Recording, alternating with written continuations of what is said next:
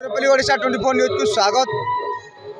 आम आज आसी पहुँचीचु संत कवि भीम भाईंकर समाधि पीठरे। सतरे महान संत कवि भीम भाई जहाँकर बाणी सारा विश्व रे प्रचारित होइछि। मो जीवन पछे नर्क पड़ी थाऊ जगत उद्धार हेउ। एही बाणीटी समस्त को जना अछि। एबे संत कवि भीम भाई समाधि पीठ रे आमे पहुँचीचु। आउ कमिटीर किसी सदस्यों ठारू पचारि बुझिबा केमिति कार्यक्रम चालू रही आउ केते दिन चालू रहबो। सर आपन परिचय देले आपन नाम कहले।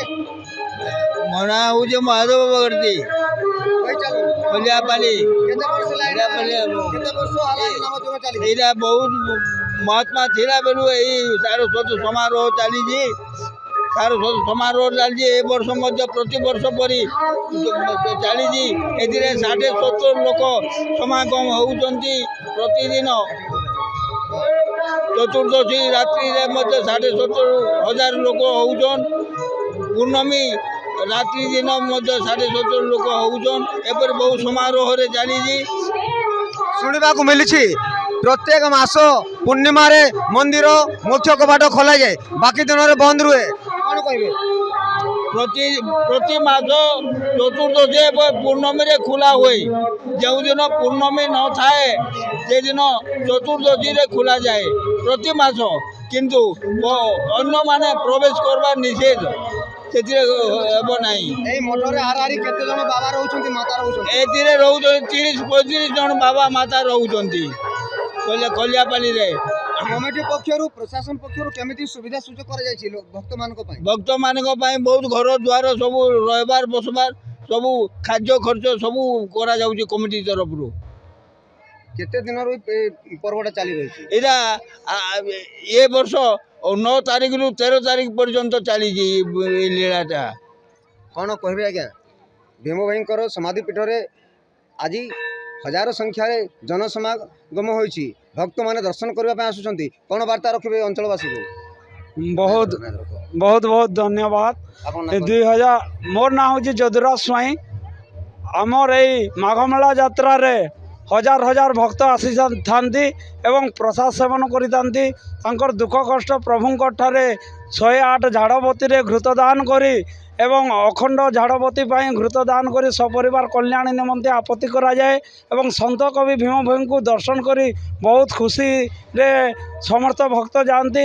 एवं अमणिया भोग आमर रसीद काटी महात्मा भीम भाईंकर महाप्रसाद जोटा कि अमणिया भोग सेटा नेइकरी समस्ते तांकर घर को जाई महाप्रसाद समस्ते पाती। एवं दुख कष्ट सब साधु संत माने प्रभुंक ठारे आपत्ति करी समस्त जगत भगत उद्धार हो निमंते डाक दियंती। गुरु महाब्रह्म महिमा हले। वर्तमान आमे कमिटीर मेम्बर मानकर ठारू पचारि बुझिलु जे जेते हजार संख्यार भक्त आसुचंती तांको पई एठी प्रसाद सेवन मागणा रे सुविधा करा जाउची। आर मो कैमरा पर्सन को देखाइबी सीधा सड़क देखंतु अंचलर सुबर्णपुर जिल्ला रु आसीथिबा हजार हजार भक्त आबाल वृद्ध वनिता समस्ते आसी संत कवि भीम भाईंकर समाधि पीठ को दर्शन करने तांकर मनोवांछा पूर्ण करने समाज एवं गोटे माँ ठाकुर पचारिबा देखंतु केते मन खुशी रे हाथ रे करताली देई बाबांकर सानिध्य तांकर आशीर्वाद नेबा पई आछंती। माँ केउठी आसी केन गार आसी तमे बाउसनी बाउसनी रो केंती आसी के दर्शन करी केंती भल लागु छै आपन के। हम तो आसू संवर्ष आसो छाना कहबे दीदी केन गार आसी जो सगड़ा जे केबे आसीनी फर्स्ट टाइम आसी छु। फर्स्ट टाइम आसी जो केंती लोक संख्या केंती अछन हेंती ठीक भल भल अच्छे ठीक अछि। एबे हमें देखिलु माँ भणी को ठारू पचारि बुझिलु जे देखंतु मई दृश्य देखछि आपण मान को हजार संख्या रे आबाल वृद्ध वनिता महिला नहीं छोट पिला मान को नहीं दर्शन करबा पई आसीचंती।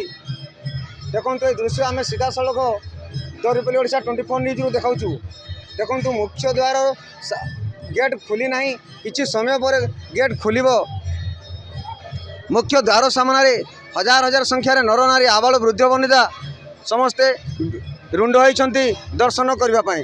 केन गार आसी तमे केन गार आसी तमे ବର୍ଜୁ ପ୍ରଥମ ବର୍ଷ ଆଜି ଆଉ କେବେ ଆସିଥିଲ ପ୍ରଥମ ଆଇଛୁ ଏଇଟା କେମିତି ଆସିକି କେତେ ଖୁସି ଲାଗୁଛି ଆପଣଙ୍କୁ ଭଲ ଲାଗୁଛି